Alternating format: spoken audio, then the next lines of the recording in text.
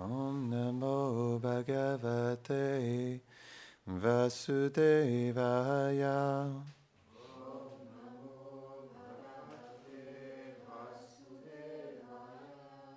Om Namo Bhagavate Vasudevaya.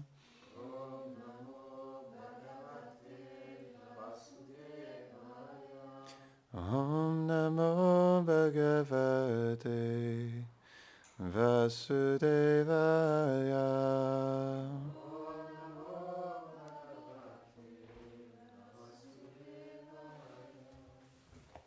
Bonjour, bienvenue à tous à Vraj Bhavan. Donc, nous sommes au premier chant, chapitre 6, verset 34.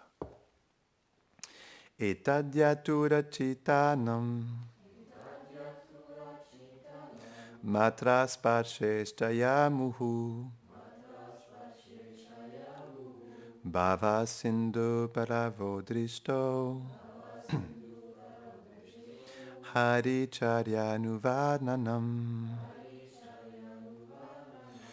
etadhyaturachitanam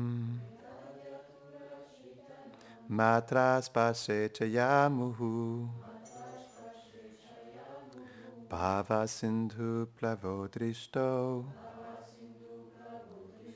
haricharyanuvadnanam etadhyaturachitanam matraspasechayasmuhu bhava sindhu plavodristo haricharyanuvadnanam. Traduction. Le mental d'une âme conditionnée est constamment captivé par le désir de jouir des objets des sens à travers les sens. Par mon expérience, il m'a été révélé que le seul navire qui puisse permettre à une personne de traverser cet océan infranchissable du monde matériel est la pratique de l'écoute et du chant constant des gloires du Seigneur suprême. Commentaire. Srila Vishwanath Chakravarti Thakur explique que ce verset résume le sujet traité dans les versets précédents. Ceux dont le mental est affligé par les désirs de jouissance matérielle peuvent réaliser que ce monde est semblable à un océan de souffrance et d'ignorance. Or, le chant des gloires du Seigneur est pareil à un bateau qui peut permettre de le traverser très facilement. Narada dit « J'ai expérimenté directement cela. Je n'ai pas besoin de preuves. Parmi toutes les manières de pratiquer la dévotion, la pratique du chant des gloires du Seigneur est la principale, et notamment en cet âge, le chant du Maha Mantra. Hare Krishna, Krishna Krishna, Hare Hare, Hare Rama, Rama Rama, Hare Hare. Le chant comprend en lui tous les autres membres de la dévotion, car celui qui chante accomplit l'écoute des gloires du Seigneur, se souvient de sa personne, serre ses pieds, l'adore, lui offre des prières, se lie d'amitié avec lui et s'abandonne à lui. C'est merveilleux, non?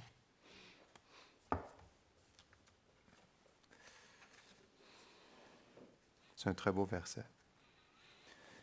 Om Gyanatimindasya Gyananjara Sharakaya Chakshurun Militam Jena Tasmai Shri Gurave Namaha Se Chaitanya Manobishtam Stapitam Jena Bhutale Swayam Rupa Kadamayam Dadati Svapadantikam He Krishna Karuna Sindho Dinabandhu Jagatpate Gopesha Gopika Kanta Radha Kanta Namostute Tapta Kanchana Gaurange Radhe Vrindavaneshwari Vrishabhanusudevi Pranamami Haripriye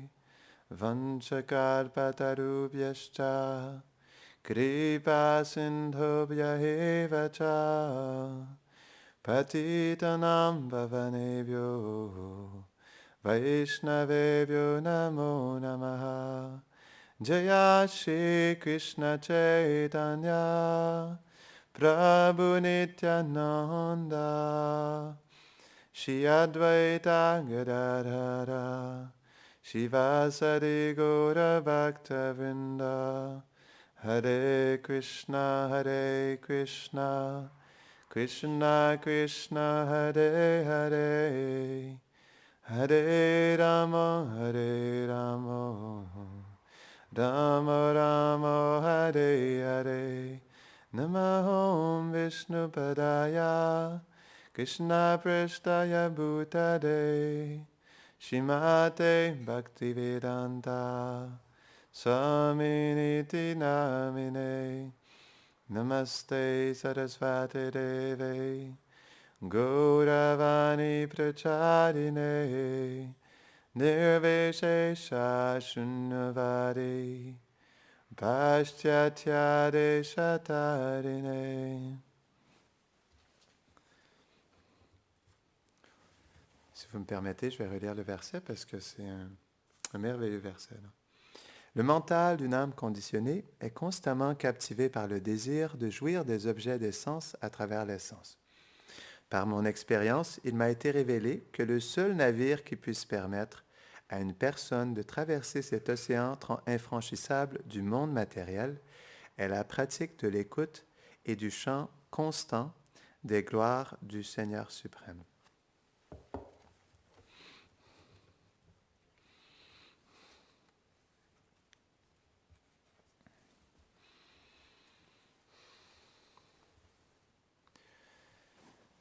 Donc on peut voir que dans ce monde matériel, ce monde, il est considéré comme un océan. C'est même un océan de souffrance et d'ignorance. Et c'est même expliqué dans le Srimad Bhagavatam que dans cet océan, il y a des requins, toutes sortes d'animaux aquatiques dont on ne connaît probablement pas le nom et qui cherchent à nous dévorer à chaque instant. Donc ce monde matériel est un monde qui est très dur parce qu'il nous cache notre vérité. Il nous maintient dans l'illusion. Et il nous fait croire que cette personnalité qui nous recouvre, elle est notre réelle personnalité. Et il nous pousse à agir d'une manière à ce qu'on fasse de cette vie, tout simplement, qu'on prenne cette vie pour pouvoir bâtir cette personnalité. Et donc, malheureusement, on porte toutes sortes de chapeaux, non? Et on s'identifie tellement à ces chapeaux qui nous recouvrent. On se pense à être un professeur, une artiste, un musicien, un maître spirituel. On se pense être une mère, être un enfant, être un pujari, être ci, être ça. Mais en réalité, si on comprend, ou si on se donne l'espace pour comprendre notre vérité éternelle, on peut réaliser que ce qu'on essaie d'accomplir dans cette vie, c'est quelque chose qui est tellement loin de notre réalité éternelle. C'est pourquoi que le chant des Saints-Noms et l'écoute des gloires du Seigneur, elle est tellement essentielle à notre progrès spirituel. Parce que dans le chant du Saint-Nom, il y a notre vraie personne. Dans le Mahamantra, il y a notre réelle personnalité, notre service au couple divin. Et il y a aussi notre réel nom, notre forme, nos sentiments, nos habits. Donc, il y a nos parents, nos frères et sœurs. Non? Donc, tout est là dans le Mahamantra et l'écoute des gloires de Krishna. Donc, on peut se retrouver dans... C'est pourquoi c'est tellement important. Spécifiquement, c'est expliqué le Mahamantra. Et c'est intéressant parce que pourquoi dans le Mahamantra, il y a aussi l'écoute? Non? Parce que lorsqu'on chante, on écoute aussi. Non? Et donc, on écoute le nom de Krishna, mais aussi on écoute sur soi-même. Et ça, c'est tellement important. On doit tellement s'identifier à ça. Parce que tout commence par l'identification. Le plus on s'identifie à la réalité d'œuvrage, le plus elle devient une réalité pour nous. Le plus elle se dévoile dans notre cœur. Parce que c'est notre réalité. Donc, c'est pourquoi, dans le Mahamantra, il y a absolument tout. Absolument tout. On commence par le chant du Saint-Nom et on finit par le chant du Saint-Nom. Tout se retrouve dans le Mahamantra. C'est notre existence même. Donc, on doit vraiment donner notre vie au chant du Mahamantra. La qualité de notre vie spirituelle dépend de la qualité de notre japa. Absolument. Ça, c'est absolument certain.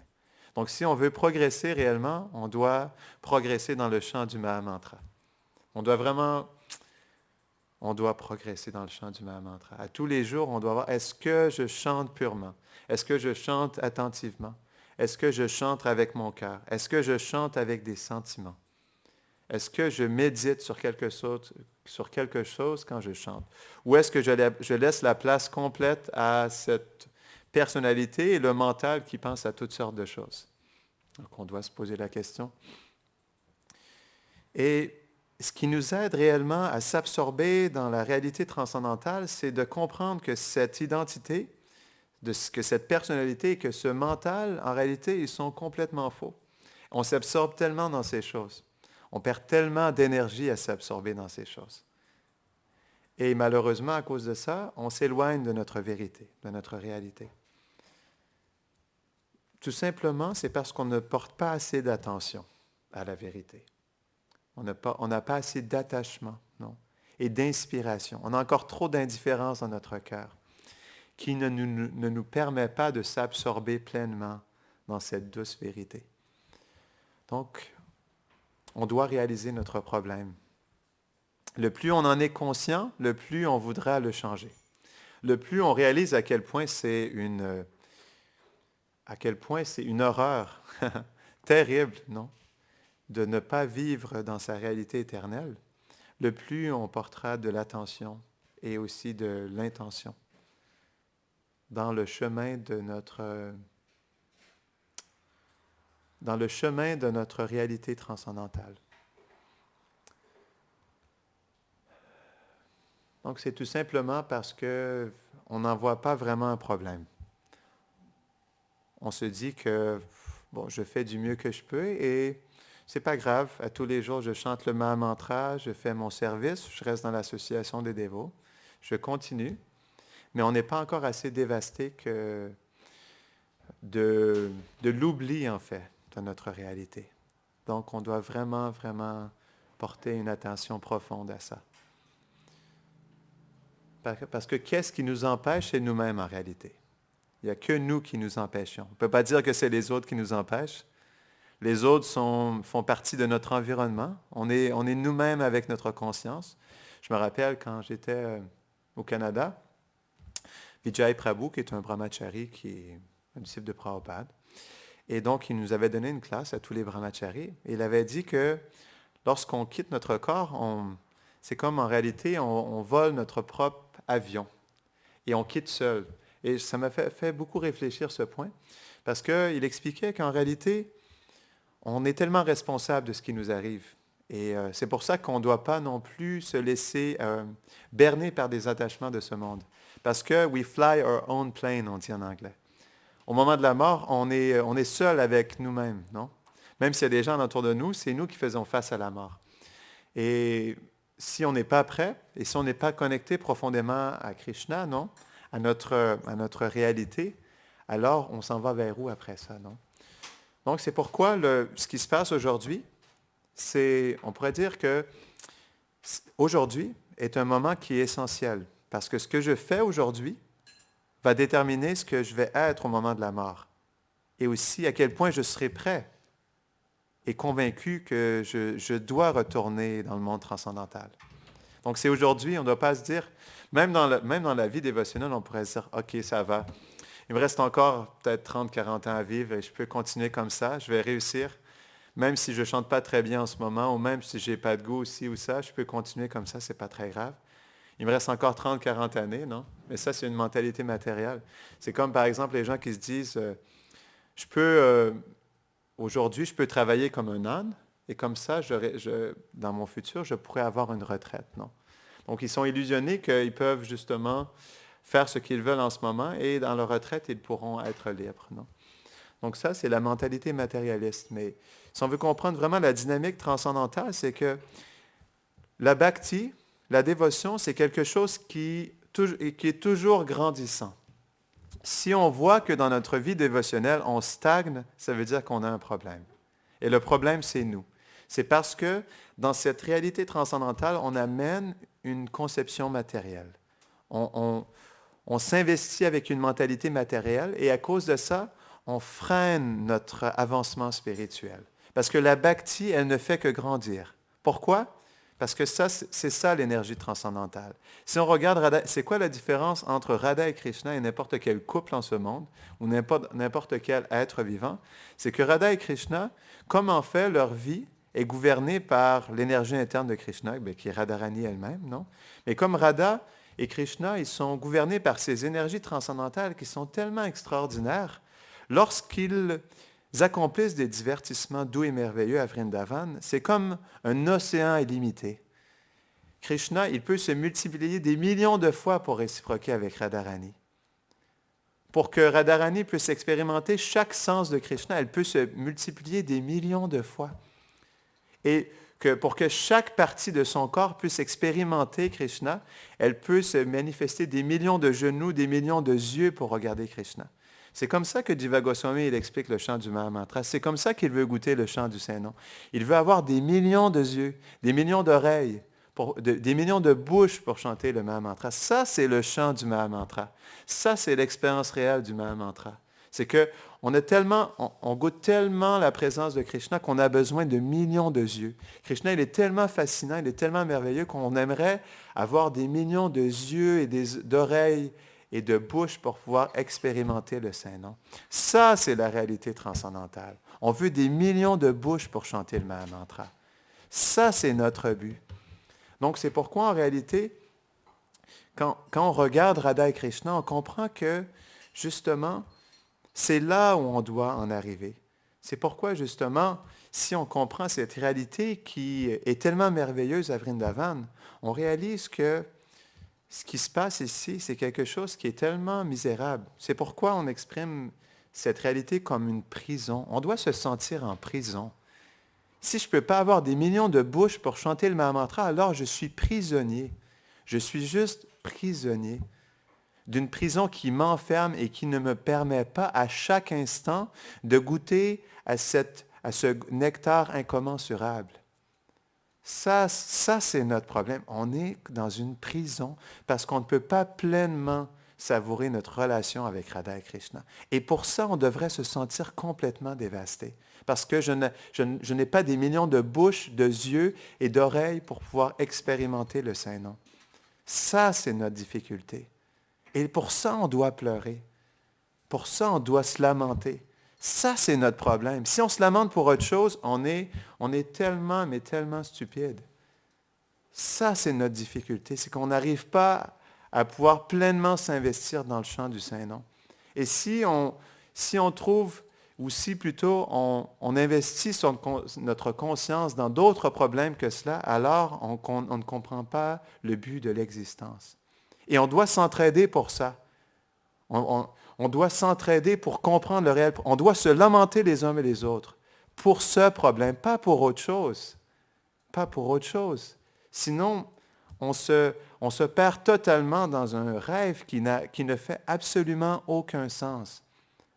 Soyons réels les uns avec les autres et cherchons le vrai problème. Cherchons à résoudre le vrai problème. C'est ça notre communauté. On est fait pour ça.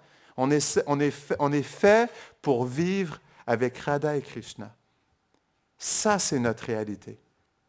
Et si on se perd dans autre chose, alors on se perd dans quelque chose qui est tellement misérable.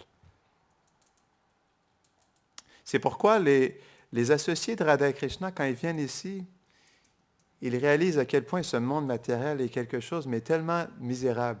On s'est expliqué, je pense, c'était dans je ne me rappelle plus dans quel chapitre, c'était au début du premier chant, c'était expliqué que ce monde, il est épouvantable, non? Ce monde, il est épouvantable, parce que ce monde nous met dans l'oubli de Radha et Krishna. Et pour ça, on doit se sentir totalement dévasté. On doit comprendre qu'on est des prisonniers de cette énergie matérielle. Ce corps qui nous recouvre, ce mental, cet environnement qui nous distrait tellement, c'est notre prison. Imaginez-vous si vous étiez en prison, comme par exemple, il y a le Français Papillon qui a passé toute sa vie en prison en Guyane française. Imaginez-vous si vous étiez en prison réellement, non? Mais de toute façon, on est en prison. Mais imaginez-vous si vous étiez dans une cellule où il fait noir, il fait froid, vous n'avez pas de lumière, vous n'avez pas rien à manger, vous ne pouvez pas rencontrer personne. Vous êtes enfermé dans le noir, dans une prison. Ça, c'est notre expérience dans le monde matériel.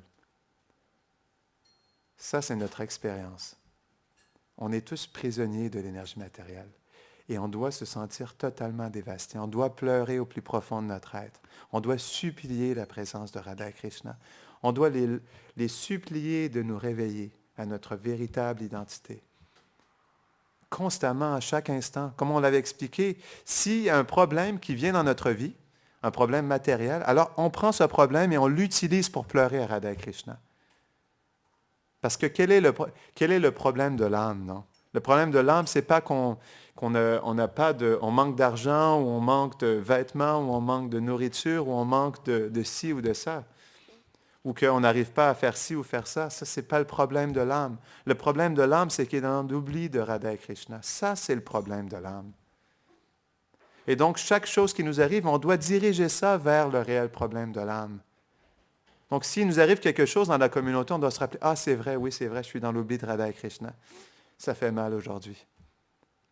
C'est vraiment un dur problème pour moi. Parce que sinon, qu'est-ce qu'on fait en tant que communauté? On est fait pour vivre ensemble dans cette vérité, pour s'entraider, à se lamenter profondément, pour attirer la présence de Radha et Krishna dans notre cœur, dans la communauté, dans notre vie, dans notre service. On est fait pour ça. Réveillons-nous ensemble. On est tous faits pour vivre dans cette vérité. Sinon, on ne serait pas ici. Et tout le monde dans le monde matériel est fait pour vivre dans cette vérité. Même les âmes qui sont complètement dans l'oubli, qui n'ont aucune conscience de leur relation avec Radha et Krishna. Toutes ces personnes dans le monde entier qui sont perdues dans l'énergie matérielle, ces personnes-là aussi sont faites pour vivre avec Radha et Krishna. Parce que ce monde, il est fait pour qu'on puisse vivre avec Radha et Krishna. Parce que ce monde, il vient de Radha et Krishna. Et il est seulement fait dans le but que tous les âmes reviennent à eux, pour pouvoir rentrer dans cette merveilleuse danse. Donc, c'est pourquoi on doit prendre une détermination ensemble. On n'est pas seul. On appelle ça Sadhu Sangha. Sadhu Sangha, c'est qu'on s'associe pour vivre dans la vérité ensemble. On est fait pour vivre dans ça parce que c'est notre droit, c'est légitime. Et en tant que communauté, comme on vit ensemble, on doit se donner cet espace pour réaliser ça et approfondir ça ensemble. Sinon, qu'est-ce qu'on fait jour après jour? Qu'est-ce qu'on nourrit dans notre vie? Donc, c'est ça le point. La communauté, elle est tellement précieuse parce qu'elle nous donne l'espace pour exprimer notre vérité et notre connexion les uns avec les autres. Elle est faite juste pour ça. Elle n'est pas faite pour qu'on puisse avoir un endroit où dormir. Dormir, je peux dormir n'importe où. Il y en a qui dorment dans des boîtes de carton. Il y en a qui mangent qui sait quoi, non? Donc, la réalité, c'est qu'on n'est pas fait ici pour bien manger, bien dormir, avoir des amitiés. Non, c'est beaucoup plus que ça. On est ici pour pouvoir devenir des associés éternels de Radha et Krishna. Et chaque jour doit être une opportunité de nourrir ça, chaque jour. Parce que c'est la chose qui est la plus précieuse. C'est notre vérité. Si on comprend que ça, c'est notre seule vérité et que c'est ce qui va nous connecter avec Radha et Krishna, alors qu'est-ce qu'on fait? Pourquoi on s'investit dans autre chose que ça? Et comme on expliquait, tout ce qu'on fait en plus, même si ce sont des choses externes, ça doit être connecté à ça. Parce que le problème, c'est dans le service de dévotion, c'est que, oui, on peut accomplir le service de dévotion, mais ça peut devenir mélangé avec toutes sortes de choses. Et donc, même si on accomplit le service de dévotion, on peut tellement se distraire dans toutes sortes de choses.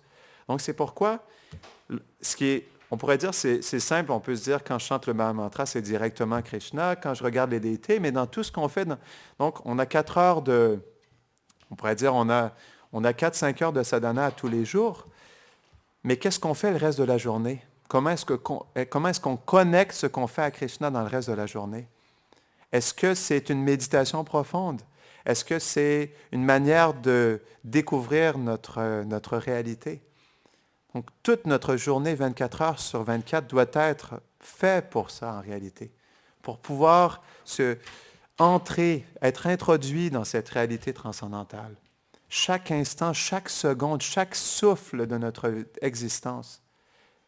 Et ce qui est merveilleux, c'est que comme on est une âme spirituelle et qu'on n'est pas ces problèmes, on n'est pas cet environnement, on peut utiliser tout ce qui nous arrive pour nourrir notre relation avec Radha et Krishna.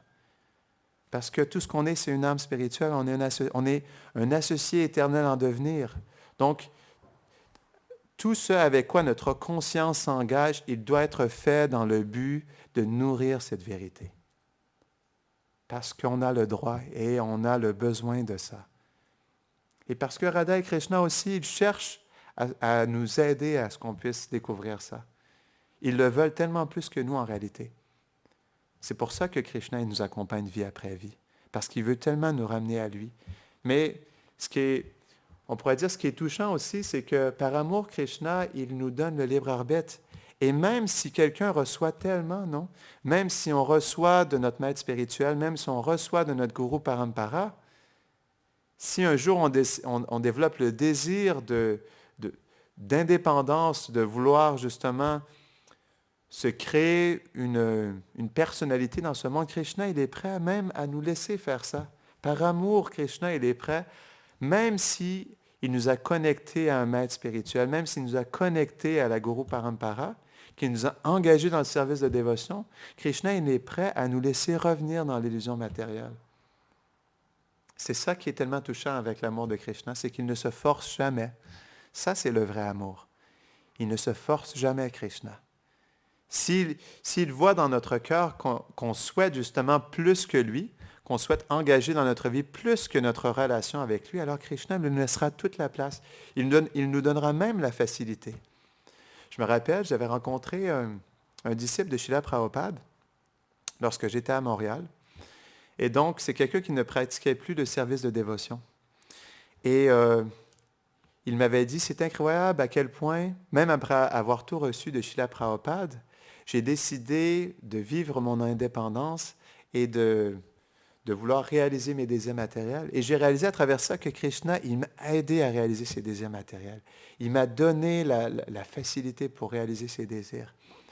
Et je réalise aujourd'hui qu'en réalité, je me suis complètement fourvoyé parce que j'ai reçu les cadeaux les plus chers et malgré tout, j'ai rejeté ça et j'ai voulu accomplir mes désirs indépendants. Et donc, il était dans une profonde amertume, non? Et il était dans une profonde détresse de réaliser qu'il avait perdu autant d'années. Donc, il avait perdu 40 ans, justement, à vouloir réaliser ses désirs personnels. Et donc, en me rencontrant, il avait eu un choc parce que ça faisait longtemps qu'il n'avait pas rencontré des dévots. Et donc, il avait été un peu choqué par ça. Et du coup, ça l'avait fait réfléchir sur la vie qu'il menait en ce moment. Et donc, il s'était profondément questionné. Il réalisait que malgré tout, il n'avait jamais oublié Srila Prabhupada.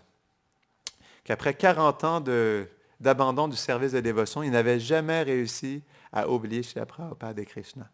Et c'est ça qui est intéressant, c'est que Krishna, même s'il nous donne l'espace pour pouvoir retourner dans l'énergie matérielle, il ne nous laisse jamais complètement dans l'oubli de sa personne et de son pur dévot. Parce que pour plusieurs disciples de Srila Prabhupada qui sont partis, il y a même un exemple avec un disciple de Srila Prabhupada qui avait quitté pendant plusieurs années et juste avant de quitter son corps, malgré le fait qu'il avait arrêté la pratique pendant plusieurs années, juste avant de quitter son corps, il avait eu une profonde connexion avec Srila Prabhupada et au moment de mourir, il avait chanté intensément le nom de Srila Prabhupada, juste au moment de la mort. Et donc les membres de sa famille avaient expliqué justement cette expérience-là qu'ils avaient vécue avec lui. Donc Krishna, même si Krishna, il nous donne l'espace, il nous protège toujours tout de même. Je me rappelle, moi, personnellement, donc au départ, j'avais rencontré les dévots en 2006, et par la suite, dû à des circonstances et dû à mes désirs matériels aussi, donc j'ai abandonné le service de dévotion. Et donc, je parcourais le monde entier, j'allais dans toutes sortes de pays, et partout où j'allais, même dans les endroits les plus inusités, Krishna me mettait dans l'association de ses dévots. Je me rappelle, j'étais en Équateur, dans un petit village au beau milieu de nulle part, et là, j'ai rencontré des dévots.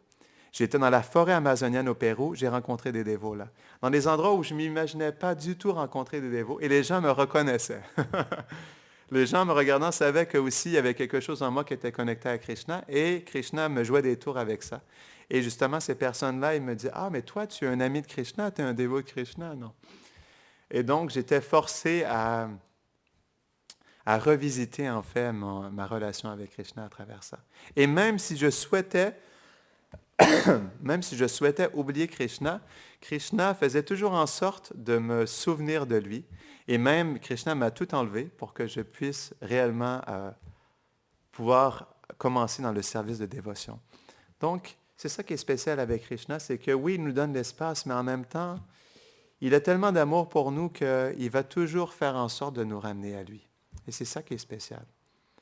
Même pour ceux qui veulent le rejeter, Krishna, par amour, il va tout faire en sorte de les ramener près de lui. Non?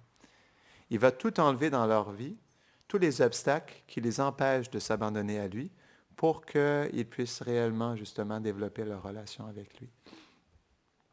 Donc, c'est ça aussi le prix à payer pour la pure dévotion. Pour l'abandon total à Krishna, le prix à payer, c'est qu'on doit être prêt à tout perdre. Absolument tout perdre. Parce que Krishna, pour qu'on puisse justement s'abandonner à lui, on doit être libéré de tous ces attachements, de toutes ces difficultés, tous les obstacles en fait qui nous empêchent d'avancer dans le chemin de la dévotion. Et donc Krishna, il fait un nettoyage total de notre existence pour qu'on puisse avoir le chemin libre pour pouvoir s'abandonner pleinement à lui. Mais il va faire ça juste s'il voit à quel point nous sommes sincères à s'abandonner à lui. Il va faire des arrangements. Mais s'il voit qu'on a encore des attachements, il va faire attention aussi parce que Krishna ne nous envoie jamais un test qu'on ne peut pas passer. Donc Krishna aussi, il est sensible à ce que nous sommes. Et donc le plus on est prêt à s'abandonner complètement et à accepter tous les tests, le plus Krishna aussi va nous envoyer les tests. Et va nous aider à nous détacher pour pouvoir justement pleinement s'absorber dans notre relation avec lui. Mais donc, il attend de voir comment on se positionne par rapport à lui. Parce qu'il est comme ça, il attend de voir comment on se place. Yayatamam prapadyante. Donc, s'il voit qu'on est prêt à prendre des risques pour lui, alors Krishna prendra des risques pour nous aider. Mais il faut qu'on lui montre qu'on est prêt à prendre tous les risques, à sortir de notre zone de confort pour pouvoir justement devenir un associé éternel. Il faut qu'on lui prouve ça. Il faut qu'on lui montre qu'on est prêt à tout abandonner. Et une fois que Krishna le voit, alors c'est à ce moment-là qu'il fait vraiment des arrangements profonds dans notre vie pour nous rapprocher de sa personne. Et tout ça dépend de nous. Parce que Krishna, il est prêt pour ça à chaque instant, mais il attend de voir comment on va réagir. Parce qu'il nous envoie des tests et il regarde. OK, je vais voir. Je lui envoie ces tests-là et je vais voir comment il va réagir par rapport à ces tests-là. Est-ce qu'il deviendra encore plus un serviteur ou est-ce qu'il voudra plutôt, on pourrait dire, essayer de contrôler ou de chercher à maîtriser la situation, non? Krishna, il regarde à chaque instant pour voir comment on va réagir. Parce qu'il est dans notre cœur. Donc, il voit tout ce qu'on fait à chaque instant. Et c'est là qu'il attend de voir, OK, je lui envoie ce test, OK, on va voir comment il va réagir par rapport à ça, comment cette personne-là, elle va se positionner.